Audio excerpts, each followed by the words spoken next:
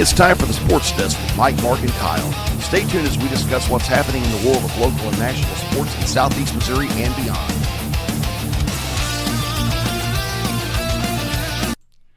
And welcome to another exciting edition of the Sports Desk with Mike, Mark, and Kyle. I'm Mike Bueller, and I'll be joined in a little bit by Mark Sanders and Kyle Roberts. We're going to have a lot to talk about with the National Football League, with training camp gearing up. But we are going to lead off this week with a couple of local and area guests. Joining me right now is Derek Rahlmann. He is a board member with the Poplar Bluff Mules Booster Club and is the chairman of the Muleskinner Golf Tournament. He's going to talk about that tournament, which is coming up next Friday. And then we'll be joined in a little bit by Erwin Porter, area basketball expert, who's going to have a couple of cool stories to share with us. But right now, I'm welcoming Derek to the show. Derek, welcome to the Sports Desk. Mike, how are you today? I'm hot because we're recording on Tuesday, and we are on the last day of this blistering heat wave, and it's nice to be under an air conditioner right now. I'll guarantee it's miserable out there. Oh, I know. Derek, Muleskinner, I got to cover it a couple of years ago. Really enjoyed it. I'm actually planning on, popping in there next Friday with you guys. It's a great tournament. You guys do a lot of good things out of it. It's a big fundraiser for the Booster Club, and I will let you go from there. Yeah, it is our single largest fundraiser of the year for sure. It's always been a very successful golf tournament. This is our 18th annual. We usually have somewhere between 30 to 35 teams that play in it, four-man teams that play in it. Great support from our community, great turnout from we get a lot of alumni come in from out of town just for this tournament. It's great for the community, great that we can raise this kind of money and help the athletics at Poplar Bluff. Tell me a little bit about how the Muleskinner got started a few years back. Well, it started years ago. Poplar Bluff's known as a golf town. We always have been. We always will be. We know there's a lot of people that have golf tournaments, and we thought that would be a great way to raise money for the Booster Club, especially since golf is so prevalent here in town. So a group of guys years ago got together and decided to run this tournament, and it's just gotten bigger and better every single year. We actually are doing a night golf tournament now, too, in October. Nice. And this will be our third time doing that. So it's been very successful, and we're looking forward to next Friday. What time do things kick off next Friday? So lunch starts at 11, and we tee off at noon. We usually go at 1 o'clock, but as hot as it is and as many teams that we have, we thought we'd back it up to noon this year just to make sure everybody gets done and maybe try to beat the darkness and beat the heat.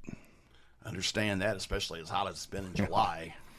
I'm going to look ahead a little bit. Tell me about this night tournament you guys have started doing. Yeah, so it's a lot of fun. So it's usually, we don't have the date on it just yet, but it's in October when it started to cool off a little bit. But we play at the city golf course for the night golf tournament, and what we do is we turn the course into 18 par threes. Nice. So we get four-man teams there again, and you've got glow balls, and you've got flashlights to get around the golf course. And, that's cool. Yeah, glow sticks on the pins. It is a whole lot of fun. We try to do it before it gets too cold, but it's a blast. One of the things that really impressed me about the Muleskinner a couple of years ago, when I went, it felt like going to a big class reunion. That was one of the things I really enjoyed about it. I got to meet and see a lot of people. Tell me about that. Yeah, it's amazing every single year, and Brian Taylor's the president of our Booster Club, and he'll get phone calls every year from former Poplar Bluff High School athletes that want to come back to town. And a lot of times it's getting close to, homecoming season. People want to come back to town and see that, but we've always had great support from former athletes. My class of 95, puts a team in it every year, and they come back, get a few of the guys together. We've just had great support from our former athletes, and I see no reason that shouldn't continue. Yeah, it was a really fun time. Do you know anything about who's coming in this year? Yeah, so we've got one of our more famous alums, Eddie Moss, is coming back this year. This will be his second year, along with Eric Williams. Now, Eric Williams was a linebacker for the St. Louis Football Cardinals and a teammate alongside Eddie Moss. There you go, the Big Red. That's right. And, They came last year, and they had an absolute blast, and they actually called us asking when the tournament was again this year because they couldn't wait to come back. So, like I said, every time somebody comes and plays, it's a great time, and they always want to come back. It sounds like it's going to be another fun one. Tell me a little bit about some things that you've got cooking with the Booster Club. Yeah, so again, this golf tournament, and what we've started trying to do is, be honest with you, our culture has been lacking in the last several years. So the Booster Club is trying to kind of rebrand our culture in the area, and we're forming a new campaign called Mules Nation, where we can get behind Mules Nation. We've got a new logo coming out. For those playing in the golf tournament next week, they'll get some branded materials for that, and we're trying to push that across all the sports and really trying to get the community behind our athletics and support our athletics and push Mules Nation. Good deal. I'm actually looking at some previews of that logo now. It looks pretty legit.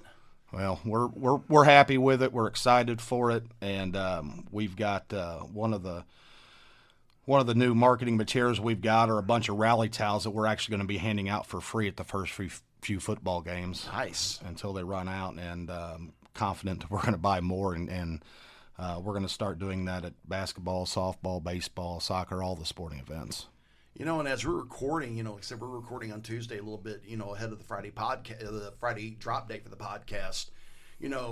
Today as we tape, we are 1 month away from the first high school football game. Wow. I know. It's coming on quick, and obviously we're all excited about it, and I'll go back to my days of playing football, and I couldn't wait to get on the field, and it's that time of year. It isn't, and the funny thing is we were just talking about, your old football days, before the show. We were talking about the 93 team. You were on that state quarterfinal team, you and one of our recent guests, Jason Brandon. You guys did some good things that year. We did. We had an incredible defense when Kenny Dale set the all-time interceptions record. That was a lot of fun to be a part of that team. It was kind of sad that you go to St. Louis, make it into the quarterfinals, and then run against a team that can bust kids in from all over the city. Oh, wow. So it was kind of hard for us to compete against that, but very proud of our accomplishments of that team, and it was a lot of fun. Yeah, that was a good group. I was, Poplar Bluff has had 3 state quarterfinal teams, and I was saying, I thought that 93 team was, maybe, one of the most underrated bunches because, the 84 team was the first team to go. The 90 team, which was my senior year in high school, was the 10-0 team. But, a lot of people don't remember 93. You guys did some fun stuff. We did, and I think we were a little underrated because we overachieved in a lot of people's eyes. We were still living in the shadows of the 90 team. Yep. So everybody thinks, hey, if you don't go 10-0, you're not that great. Well, we proved we were pretty decent that year. Hey, you guys did some fun stuff. I was just reading about it earlier, and just a heads up, y'all, I am hoping sometime in the not-too-distant future for us to do a reunion of that 1993 team here on the Sports Desk. Me and Derek have discussed it a little bit. I've discussed it some, with Jason Brandon, another one of our recent guests. So hopefully, and if you guys are listening, would love to get you all together sometime soon and talk about that. And we're getting ready to head to a break, and when we come back, we will be joined by Erwin Porter here on the Sports Desk with Mike, Mark, and Kyle. This is Three Rivers College women's basketball coach Alex Wiggs, and you are listening to the Sports Desk with Mike, Mark, and Kyle. And welcome back to the Sports Desk with Mike, Mark, and Kyle. I'm Mike Bueller, and we are joined on the blue telephone by Cape Girardeau resident Erwin Porter, who is an area high school basketball expert. Erwin, welcome to the show. Hey, hello, Mike. Glad to be with you. Glad to have you with us. We've been wanting to get you on for a while, and there's always been something coming up, but we are excited to have you on this week. And, we were talking before you came on, you're a big, you've really followed high school basketball around here. You've seen a lot of things. Tell me, I'll let you give me some thoughts on some things you've seen, and we will take it from there. Yeah, well, so I've been a lifetime avid high school basketball fan, and I started at a young age in the late 60s. And I tell people what really kind of propelled me were we were keeping up with the 1968 Matthews Pirates. and they were just right up the road from New Madrid at Matthews, and they had a great team and ended up winning the state championship that year in Class M. So we followed them, and so that kind of got me involved in being a fan, even though I was a young kid and I played basketball, but I just have been a fan my whole life. So that's what kind of got me going. And from that point on, from the late 60s on up till today, I've just followed basketball. What I call the Boot Hill area, which is kind of extreme southeast Missouri. And which in the first book I did, there's 40 schools. So I know quite a bit about those 40 schools and their history. And so I've seen a lot of stuff. I mean, we talk all the time, and there's always something that we can add. So that's kind of where I'm at on stuff. Cool deal. So go ahead. Yeah, go ahead. I was going to say, you said book. Tell me a little bit about your writing. Yeah, that sounds awesome. Yeah. So what happened? I wasn't sure, how much you knew about that.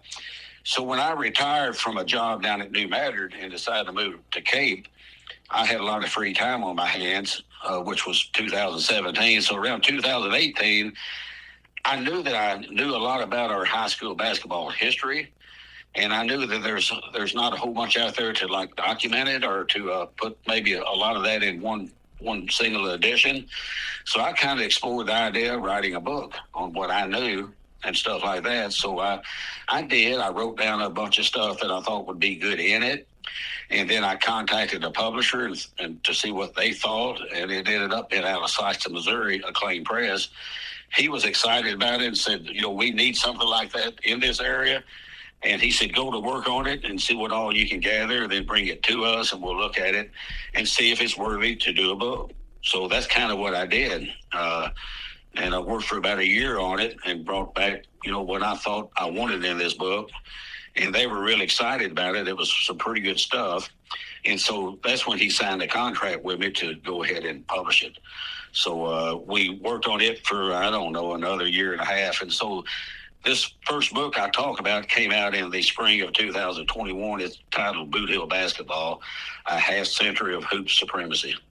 And that kind of tells what we're talking about, So that's where we're at. And now I'm in the process of doing the second book. It will kind of feed off of my first book, and it will deal more with players, a lot of our notable players, and kind of what they did in high school and what they did after. If they went to college, if they're coaching, just anything they might have went into. We have a lot of great high school basketball players from the past that were exceptional athletes and went on into football and baseball and stuff like that after their high school basketball. So this book pretty well will tell about a lot of our players, kind of what they're doing, what they did after high school basketball. So that's kind of where I'm at on my books that I've done. Cool deal. And, that sounds like some really good history. When do you think this new book might be coming out? It should come out kind of late fall. It's going to be kind of due out in time for this upcoming basketball season. Nice. Books always take a lot of time, and you never, this would just be my second one, but I learned from the first that you never can hardly get it done in the time that you think you can. And that's a good thing because you don't need to get in a hurry. So this book here, I thought I could have it out in the spring of this year, but it didn't happen. So now we're pretty sure it's going to be late fall. I got it all complete. We're just working with a publisher to get everything ready for print, and that takes a while to fine-tune stuff and edit stuff and all that kind of stuff. So if I tell people it'll be kind of like a second edition from this first one. So when we have them both, it will be a nice collection of a lot of our history, teams, players, coaches, school successes, and what they did over the certain years and stuff like that. Cool deal. Go ahead. I'm sorry. Yeah, so I'm real proud of that fact. And what I tell people, I knew quite a bit about our history, but I'm finding out there's a lot of folks out there that do also, that I run into, that know a whole bunch that have kept up with it, similar to what I have. So it's really interesting to find out that we still have a lot of avid fans, And I just had to be the only one that maybe devoted my time to try to put together something to make a book out of it so we could have it forever, So that's kind of where I'm at on things, Mike. Cool deal. And that sounds really exciting. I was just sitting here thinking about, some of the great teams we've had, in that, 50 plus year stretch we were talking about, some of the great teams, the great players, some of our state title teams come to mind. New Madrid has had several state title teams. Charleston, Advance won a couple state titles in the early to mid 70s. I was thinking about 92 Van Buren, 96 Richland, Poplar Bluff Mules in the mid 2000s with Hansborough and Hansborough. Scott County Central has won tons of state titles. With Otto Porter Jr. is a guy I remember that that went to Georgetown, ended up being a lottery pick. The Washington Wizards, had a really legit NBA career, and you've got to see all of it. What's that been like? Well, that's the thing about it. I've seen a lot of games over the years. And there's so people ask me all the time, about what's the best game you've ever seen, who's the best players you've ever seen, and all that. Well, of course, in my first book, I put out my all-time top 50 players, which was difficult, and I made sure people understood that this is not what they did after high school; it's just what they did in high school. So a lot of times, once people understood that that's the way. I kind of comprised my all-time top 50. It made it more understandable that, but it was difficult, and but I had fun doing it. I knew that it would be, people would have different opinions on it. So as far as seeing these players, I have a lot of stories about different games I was at. And, like state playoff games and different players I saw. And the thing about it, Mike, me doing this second book, I reached out to these players to invite them to be in my second book. So I really had some good conversations with some of our past all-time greats. Ricky Frazier, for instance. Nice. I talked to him. Yeah, I talked to him on the telephone for like an hour and 40 minutes because we did his over the phone. The information I needed from him, a lot of guys done it online, but I did it over the phone. And we talked for an hour and 40 minutes about just Ricky Frazier, about his high school, his college. And that was just very interesting to talk to a guy like that and just get, we were just talking just like we are, Nice. And so, so stories like that, and getting back to your question about, I don't know, games and players and stuff like that. We're talking about 55 years of it, that I've been around. And so I kind of let people just maybe ask me questions, and then I kind of try to answer them. It's kind of where I'm at on stuff, if that makes sense. Makes perfect sense. Yeah. Probably, and I was impressed with you too, Mike. You got your stuff down to talk about the early 70s advanced teams, and then and of course my first book, I have a lot of state tournament history in my first book, and that involves our teams and what they did and all that, and so I have a lot of good stuff in that first book about our state tournament history and some of the runs we had. And like you say, in the 80s, if Scott County Central or Charleston wasn't winning a state championship, we always had somebody else in between. And I tell people in 81, I think North Penn won one, and then 83, Hayti did. 85, Malden did. 88, New Madrid County Central did. And then all around all of that, you had Charleston and Scott County Central just dominating. So somebody asked me what was I thought was the best decade we've had, and I real quickly answered the 80s, That was a pretty darn good decade. We were just wearing people out, And even you mentioned Van Buren, and I remember Scott County Central was on they had won 7 straight or something like that, maybe 7. I think it was 7 straight. And was trying to go for 8, and Van Buren beat them over there somewhere in a sectional game, just in a very close game, and Van Buren walked to a state championship. And then so Scott County Central could have very well won another one, and then the very next year, Scott County won it again. So Scott County Central could have very well won 9 straight, something like that, And so that's really impressive. Yeah, yeah, it is. Wow. Uh-huh. I didn't mean to cut you off, but one thing I was going to say, I remember back in the 90s, like in the mid-90s, I remember Richland had some good teams, but they never could get past Scott County Central until 96. And that 96 team, they took a couple of losses at the Bloomfield Christmas tournament, and then they never lost again. Yeah, I remember that team very well.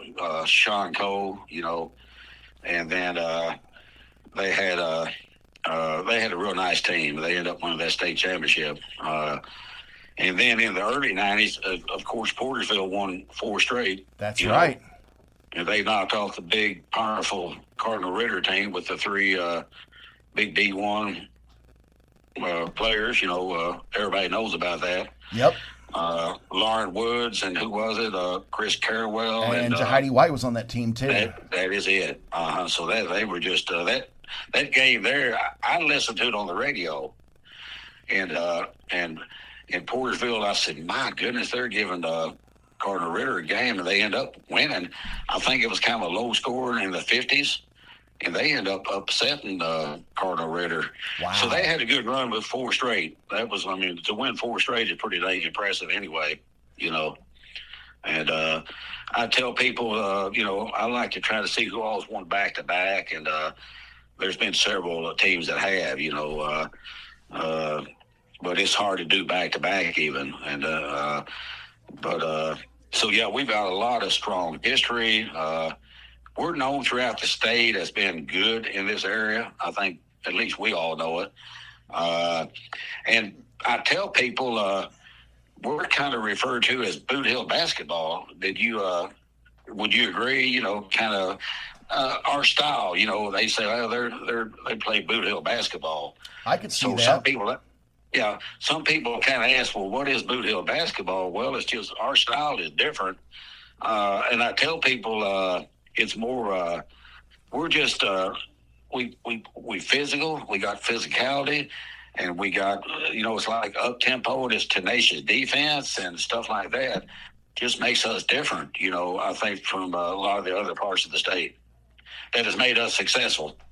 So, but yeah, there's tons of stuff we can talk about, and so that's kind of where I'm at. I've seen a lot of great games. Man, I don't know. And people ask me all the time, who do you think was the greatest team? And it's too hard. I just can't do it. It's just too hard because you played in different eras and you played in against different competitions. And then so it's kind of hard to me to kind of come up with somebody. I know there's been a lot of great teams. We've had several undefeated that had won a state title. And, so you have to be pretty good to do that. But sometimes a team that might have done that may not have been quite as good as the team the year before they had that didn't do that. Would you agree? Oh, yeah. I've seen quite a few like that. Kind of how it works out. So I tell people that it's just hard to do. I can't really do that. So there's a lot of stuff we can talk about. And it's just, like me and you, we could talk for 8 hours probably and still not just barely scratch the surface of the Boot Hill basketball's area's high school basketball. Talk about the Hansboroughs, and, of course, their big game was when they beat Vashon, and that, I guess Tyler was a senior, and they got up there and beat them by about 15 points. And Vashon was nationally ranked, and I think on the verge of winning the USA Today National Championship, wasn't they, Mike? If they weren't, they were pretty close. I'm pretty nobody sure they was gave us undefeated. a chance outside of Bluff. And Poplar Bluff just handed it to them up there, My son Chris was at that game. He's pretty good friends with Tyler, and he knows Tyler and Ben and the family real well. Because my son Chris went to Three Rivers in 2000. And Ben and Tyler lived across the street from Chris was living in the basement of Randy Winston. He rented out to college students. Yep, I remember Randy. yeah, he kind of got to know the Hansboroughs, and one thing led to another. He'd go over there and play basketball with them, and then their dad trusted Chris enough to kind of run the kids around town and stuff. And Chris told me, I'll never forget, he said, Dad, there's some kids across the street from where I live, and they're super basketball players. Said, Tyler, when he gets in high school, you're going to hear about him. And sure enough, we did, And so Chris knew those kids before they were, they kind of exploded into the basketball world. So it's a real neat story how that we just have a connection with them because of that. Definitely. And one thing I want to ask you before we head to a break, we were talking earlier, another thing that you've got to do is you got to meet, because of your dad, you got to meet Taylor Swift back about 10 years ago. That's kind of a really cool story. I'm going to let you share that with us real quick. Yes, we sure did. So I lived in New Madrid my whole life till I come to Cape in the summer of 17. So my dad at the time was a 96-year-old World War II veteran and well-known in New Madrid, a small town. And so he kind of got to liking Taylor Swift when she first kind of hit the scene, because Dad liked to watch country music stuff. So my sisters and a niece or so took him to a couple of Taylor Swift concerts. So somebody put it on Facebook, and then KFAS picked up on it and thought that was unique. They come down and done a story about how there's this 96-year-old World War II veteran and Taylor Swift fan, So they did a story on him, and several of my siblings were in the story. And so it went viral. So her dad, Taylor Swift's dad, picked up on it and took that story to her. And this was in December of 2016. It's been a while already. And so she liked the idea that said, I want to meet that man. So they contacted one of my sisters that was on that KFAS story and told them that Taylor Swift wants to come visit your dad. And she had a hard time believing that it was real. And they finally convinced her, yeah, we're Taylor Swift's people. So they had to set up, they said that not to tell anybody. It had to be real secretive, and they didn't want any media over there, whatever. So this was like, Mike, probably the 18th of December or so, and then they contacted her maybe 20th or so. So they was wanting to come there the 26th of December, the day after Christmas. So we all meet over there on Christmas like we used to before my mom and dad both passed away. And we have a big, giant family. And my sister said, tomorrow, everybody needs to be back over at 1 o'clock. Something big's going to happen. And if you don't make it, you'll be disappointed. Well, so we all had Taylor Swift on our minds, but we thought, there's no way she's going to come over here.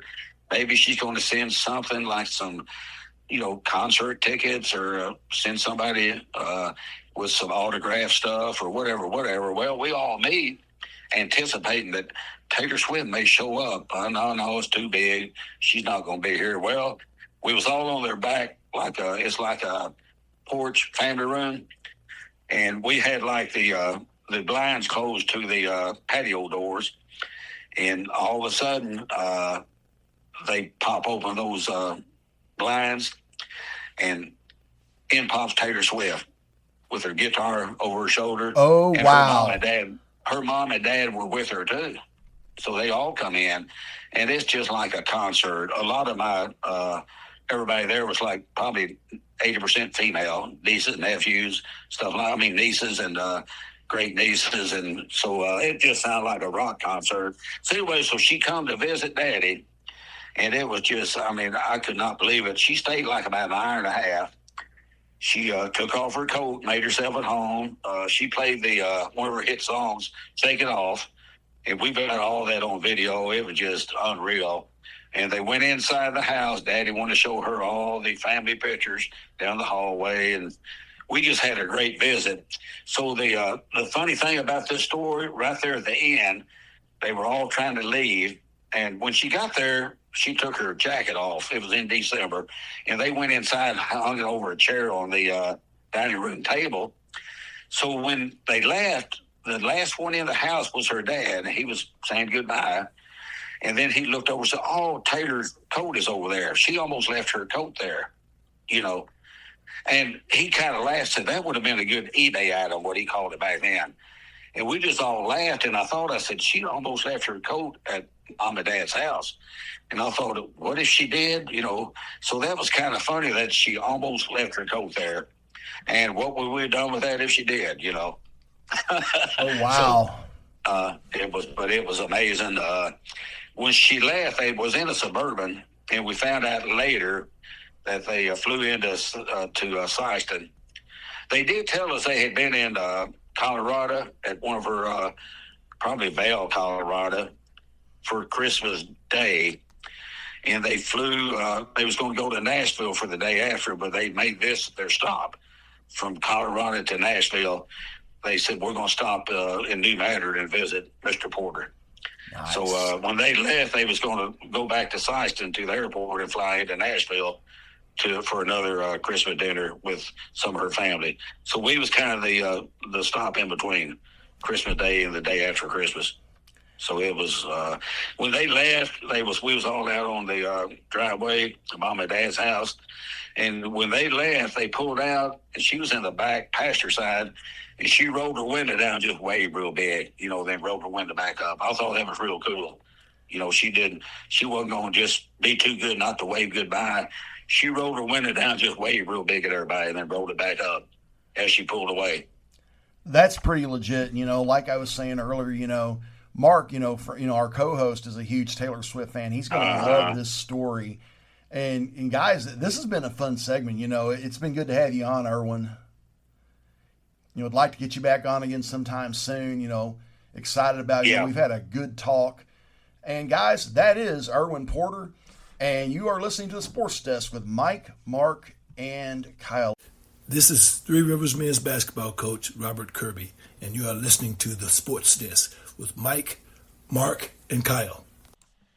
And welcome back to the Sports Desk with Mike, Mark, and Kyle. I'm Mike Bueller, and joining me on the blue telephone this week, because they are out of town, which Kyle's out of town every week, are Mark Sanders and Kyle Roberts. Guys, welcome to the show. How you doing today? Happy Friday. I'm doing good, guys. And we are going into the most wonderful season of the year because we have started training camp for the National Football League. And, it's still early, so I'm just going to lead off with my Titans because I don't have a lot to say about our guys yet. But I'm excited about this season. I definitely think there's some promise there. I like the guys we drafted, especially our first-round pick, Carnell Tate. That's a nice target for Cam Ward. I think Ward's going to have a breakout season for us. I'm not saying we're going to be a playoff team, but after back-to-back 3-14 seasons, 7-10 would feel like a playoff berth. So even though it's in the early going, I'm still happy about where we're at. Kyle, I'm going to let you go next because I know you're very excited about the Los Angeles Rams. So I'll let you take her away. Well, I'm currently looking at this Super Bowl 34 ring that I have. Shout out to the greatest show on turf. We'll be adding a third one this year. Just God is so pretty. God is so pretty. Mark, I want you to get one of those one day. Hubris will be punished by the football gods. Mark my words. Non-cursed franchises don't get cursed. That's reserved for fans like yourself. Just doubling down on mocking the football gods. I'd almost be willing to bet you money, cash human money, that we're going to win the Super Bowl this year. I'll get back to you on that, but I'm thinking about it. Bottom line is, I look forward to seeing how all the new pieces work together, especially with the defense, because of the big additions, obviously, that we've made with Myles Garrett and Trent McDuffie, which everyone seems to have stopped talking about the fact that we acquired Trent McDuffie as a cornerback one in a division where you need a cornerback one to deal with Jackson Smith and Jigba twice a year. So I'm very, very, very excited. And you, sir, Mr. Sanders, you said yesterday that you wished Ty Simpson on me. Did you not? I did. Again, mocking the football gods so openly and brazenly must be addressed. Listen, I'm a very superstitious guy. I'm fully aware of the football gods and just the sports gods in general. They giveth and taketh away. Not this time. Not this time. They're fans too. So it's our year. If at some point, the Vikings somehow, like in the next, let's say 2-3 years, while he's still in his prime, managed to acquire Joe Burrow as their quarterback, and Flores is still with us, and the defense has matured, and Teasley's just killing it in his first 3 drafts, just A+ drafts 3 years in a row. You're not going to hear a peep from the purple people about anything. I mean, it's like all of the haters, from Nick Wright all the way down to SAS could be the Vikings are the team to beat. We'd be like, shh, shut up, stop talking about it. You have every reason to feel that way, though. Every reason. Yeah, I don't know if there's a more paranoid fan base in the NFL. Well, maybe the Jets. Buffalo.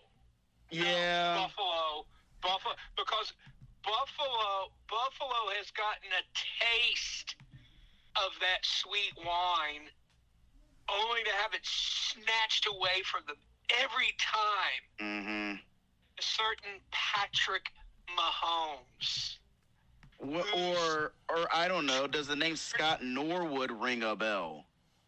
Yeah. I mean, if we have to go that far back, but I mean, even in modern times, you look at a team where, especially after Belichick's demise and the fall of the New England Patriots, they had a 3-year window where there's literally no competition in the AFC East, where they should have had home field advantage. If you want to go, the Super Bowl goes through Buffalo, and they've just always managed to fall a game short. And it's these really puzzling games, where they lose, like 17-13 to Cleveland or something along those.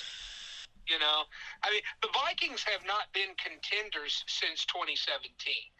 They've not. They haven't won a playoff game, I think, since 2019. Kevin O'Connell has yet to win his first playoff game. So, we're still waiting to find out who the starting quarterback is. And, depending on who you listen to, and this is really because there are a lot of people in the media who think that Kyler Murray being QB1 should have already been decided, that it's a foregone conclusion, that JJ is just a waste of skin and oxygen. And I actually don't care. I mean, this is my nightmare. This is my nightmare scenario. Oh, okay? God. Kyler Murray is the guy, and he returns back to, the flashes of the potential that he showed in Arizona, and certainly all the potential that he showed when he's in college. And the Vikings make a run, and they just fall short. Maybe the divisional round, maybe even in the NFC Championship, but they would almost certainly be playing on the road, based on expectations. And then as a prelude to this, they've already traded away J.J. McCarthy. And then at the end of the year, Kyler's a free agent. The Vikings already gave him a no franchise tag clause in his 1-year contract. And, the Jets or the Browns or somebody says, we'll pay you $70 million a year to come and be our quarterback. And then the Vikings have literally nothing. This is why even if JJ is the backup, I don't trade him. I absolutely don't. Because you have no way of knowing if Kyler's, number one, you don't know if Kyler's going to be good. And Yeah. if he is, you can't guarantee that you can sign him for any amount of money. And the Vikings certainly aren't going to give him a Dak Prescott kind of contract. I mean, again, if you're going to spend that kind of money, just the Bengals are stupid. Just convince them to trade you Joe Burrow if you're going to spend that much money. And the Bengals are stupid. Let's be honest. That's a they are. stupid franchise. So yeah, always prey on the less fortunate in some capacities. Listen, it's a dog eat dog world out there, and the Bengals are dog dumb. I ain't gonna hold you. I just visualized Joe Burrow in that purple. I'm kind of liking it. I'm liking it. Yeah, I think that would be great. But this is such a transitional year for the Vikings, with first-time general manager Nolan Teasley in his first year with the Vikings, and we can't really evaluate him until after next spring's draft. We don't really have any idea. This is a team that still has some immediate holes to fill. We need an experienced edge rusher. The name Jadeveon Clowney keeps getting thrown around, but there's been no, visible action in that area. We're still waiting to see whether Harrison Smith will decide to come back for one more run at the brass ring, or whether he's decided to hang it up. If he doesn't come back, that leaves you a hole at safety. I like the additions that they've made. I think Abdul Carter is going to be a great specialty defensive person. I think you're going to see him come in on like third and long. There are obvious blitz situations because he has a real knack of getting to the quarterback. We've got some really promising rookies. If Caleb Banks stays healthy, what can he be on that defensive line? How fast will Big Citrus Dominic Orange mature? Will Dallas Turner in year 3 finally come into his own? There's some exciting questions to be answered up at US Bank Stadium. I also like the fact that nobody in the national news media, by the way, I have nothing but contempt for almost everyone in all of those organizations across the board. But the fact that none of them are giving the Vikings a chance of finishing anywhere but last in the NFC North, I think is a good sign for fans of the purple. The less we're noticed, the better it usually turns out for us. And a lot of times, when you don't give anybody any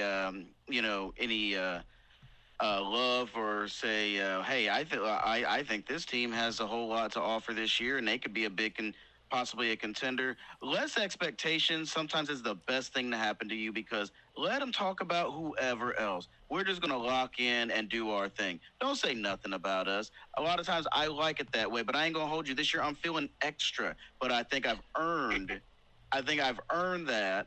And here's how extra we're being. My mother literally called me last week. I was getting home from work, and she called me just to see if Aaron Donald had come out of retirement yet. We are living lavish around these parts. The Ramily is doing beautiful. Champagne problems. Oh, I know. Ain't it just terrible?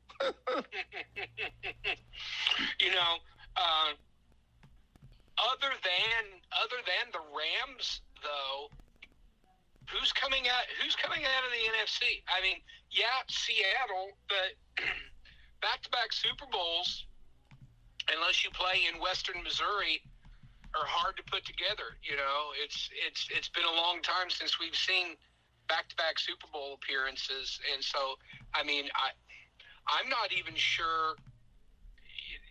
San Francisco may be the number 2 team in the West. There is no guarantee that you're going to get the same level of play out of this Seattle team. I think they're definitely a playoff team, but I don't think you could necessarily say that they're a Super Bowl team.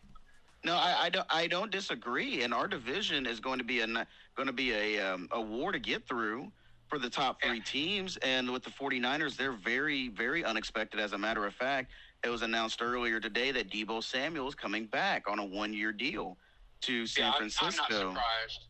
I'm not surprised about that. And with also that being said, on an aside, all signs are pointing as of right now that Stephon Diggs will join the Washington Commanders to play with Jaden Daniels and Terry McLaurin. So there's a little something else to keep.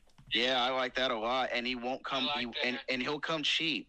So that's another thing to keep an eye out for. But going around the NFC. I mean, Lions, Packers, Bears. I don't see any one of those teams winning an NFC championship. I can see any of those three getting to an NFC championship. I don't see them winning a game in the West on the road, because I think whoever wins the West probably has home field advantage. The South is a garbage dump. You don't know about the NFC East. I mean, the Eagles are due for a regression. The Cowboys aren't going anywhere. Washington might make some noise. And the Giants might be an annoying gnat. Yeah, I mean, that's the thing about the NFC, and where I will justify your confidence as a Rams fan. Who's going to beat you guys? I mean, who's going to come into SoFi in late January and beat you guys on the road? Because, right now, I don't see it.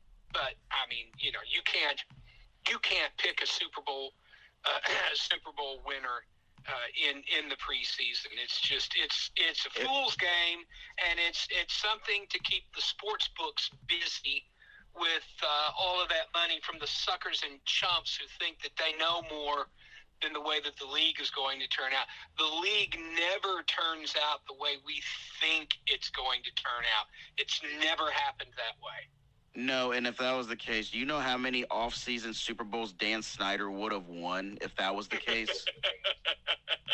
Yeah, absolutely. Let's look out at the AFC West now. Probably Mr. Swift's last season before waiting 5 years to get in the Hall of Fame. So this will be Travis Kelce's last ride. Pat Mahomes coming off, an ACL tear. We knew that his rehab would be superhuman. That's no surprise. My concern, and boy, I would seriously do this. If you're up by more than 2 touchdowns at halftime, Justin Fields plays the second half for at least the first 4 games. I would have had him at least start the first 2 games, quite frankly, just to get his feet. And that still could happen. I think that still could happen. You've got Harbaugh in San Diego. I still think of them as the San Diego Chargers. That's the hardest one. It sounds better. Yeah, you've got Harbaugh and the Chargers. They should be healthier, especially with their offensive line. They've got a great running game. They've got Justin Herbert. Kirk Cousins is going to be starting the season for the Raiders. Hey, watch out. We could get the return of Kirk Chains. Maybe that would be fun. But then you've got Denver, with something to prove, and thinking that should have been us last year. I mean, once again, on both sides of the conference coin, the West are just monsters. And again, who do we have in the AFC is going to beat anyone in the West? It's no one in the South. Hey, watch it. No, you don't disrespect my Jaguars. Oh, come on. 13 wins last year, a legitimate 13 wins. Why? Because they're the Jaguars? Yes, because of the Jaguars. Oh, come on. And you never mind. Don't even. You really think that the Jags a few years ago, of course this was Doug Peterson before Liam Cohen, but the Jags had the Chiefs on the ropes Kansas City. Yeah, I know. And they couldn't close the deal. You know, I think it's Buffalo versus whoever comes out of the West in the AFC. I think that I don't believe in any of those teams from the North or the South. Well, the North shouldn't even be allowed to make the playoffs. Shouldn't even be allowed in the playoffs this year. Just you. Listen, if the Steelers win the division, they don't make the playoffs because no, absolutely not. Did you see that team last year? Are you kidding me? No. I'll tell you what. I think that is going to be the worst division in football. I think that just because of his experience, that Mike McCarthy probably, unfortunately, wins the North at 9-8. Ew. I think Baltimore could finish in last place. I really do. My hot take out of that division is that the Bengals turn it back around because adding Dexter Lawrence to that defensive line is a game changer. Sexy Dexy is a monster, and you protect Joe Burrow. I don't know. You ever heard of this thing called running the ball? Please run the ball. Dear God. I don't believe in their head coach. You know, I don't think Zach Taylor is a good head coach. You know, I think he's been coasting on the fact that he has one of the best quarterbacks in the league, and I'm really surprised they didn't cashier him last year. Maybe Burrow likes him and said, "Hey, I want Zach to stay. He's my guy." You're surprised the organization that let Marvin Lewis coach for 15 years didn't fire Zach Taylor. Yeah, you're right. I shouldn't have been surprised. That should have been obvious. Good Lord, dude! This is the same franchise that hired Dave Shula instead of Bill Cowher. Oh, Lordy. Mm-hmm. Yeah, well, the fun thing about this is it's not going to be too long. I think just a couple of weeks until we get preseason games and we can start sorting all of this out. And in just a little over a month, we are going to have the first weekend of the season. Actually, the first. Oh, sorry, I didn't mean to cut in, but I just want to say real quick, the first preseason game is actually coming up on Thursday. Yeah, the Hall of Fame game where both teams play their third team and practice squad. Yeah, no, that doesn't count. Listen. I know, and what the Arizona Cardinals do barely qualifies as football, but. Speaking of the Hall of Fame, can we give a big congratulations to this year's Hall of Fame class? It's not big, but God, is it stacked. Drew Brees, Larry Fitzgerald, Luke Kuechly, and Adam Vinatieri. Not a big class, but boy, that's a great class. Yeah, absolutely worthy. Hey, you mentioned Arizona. There was a column years ago that started as a blog and eventually got picked up by ESPN.com. It was called what was it called? I think it was Tuesday Morning Quarterback, which was it was a play off of Peter King's famous Monday Morning Quarterback column. Okay. Anyway, it was written by a guy named Greg Easterbrook, and before he got too big for his britches, he was one of the funniest people writing about the NFL, and whenever he would mention Arizona, it would be like this: Arizona, and in parentheses, caution, may contain football-like substance. So whenever I hear about the dead birds, I was like, caution, may contain football-like substance. It almost feels like they're the team that's left that you leave in the basement, and then whenever they step out and get some sunlight, they don't know what to do with it because they're not used to being consistently good. Well, I'll tell you what. I'm old enough to remember when Bill Bidwell took that team out of St. Louis and moved to the desert, and I was like, good riddance, and don't let the door hit you in the butt on the way out. Did you actually know why he left? Why he took the team? Oh, money. It was he wanted a new stadium and he wanted taxpayers to pay for it. And St. Louis said, "Nah, bro, I don't think so." Not even that. Arizona said, "We'll give you whatever you want." But not even that. He found out that in Arizona there's no humidity. He hated the weather.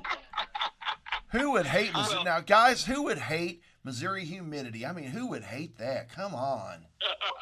Good Lord. And not only that, how much of a sucker was he? He goes to Arizona, and instead of getting a stadium, by the way, which is 1988 was their first year there, the Cardinals didn't get their actual own stadium until 2006. They moved just to go pay rent to Arizona State University for 17 years. Playing in college, nothing against college stadiums, but that's not what NFL owners want. They're not looking for a college stadium. He literally moved just because I don't like humidity, and I will willingly pay rent to a college to be a couch bum for 17 years. And this was a guy who was rich enough to literally just walk around in an air-conditioned spacesuit all the time, so they never had to experience it. Man, oh man, good Lord. So that's another tangent for another day. But bottom line, guys, we are hot. We're fired up and ready for the season. Absolutely. It's going to be fun, and that's our show for this week. We've had a good one, and we got another good one next week. I can tell you right now, we have already got Three Rivers men's basketball coach Robert Kirby coming on. We are also going to be joined by TRCC basketball alumnus Joost Ooms. He'll be on the blue phone from the Netherlands. You know, that's one of my old classmates. Yes. Joost. It's going to be a fun one, guys. If we're getting Joost on, we need to get help me out here. The guy from Lithuania. Montes. He's been a pro. Who? Are you thinking of Montes or are you thinking of Eustace? Eustace Germanovicius. Yeah, we got to yes. get Eustace. You know what? That's a good idea. You know, and I know just who I can talk to maybe get us in touch. That's a good idea, guys. But that's our show for this week. I'm Mike Bueller. From the road, I'm Mark Sanders. In the Ozarks, this is Kyle Roberts. And you have been listening to the Sports Desk with Mike, Mark, and Kyle.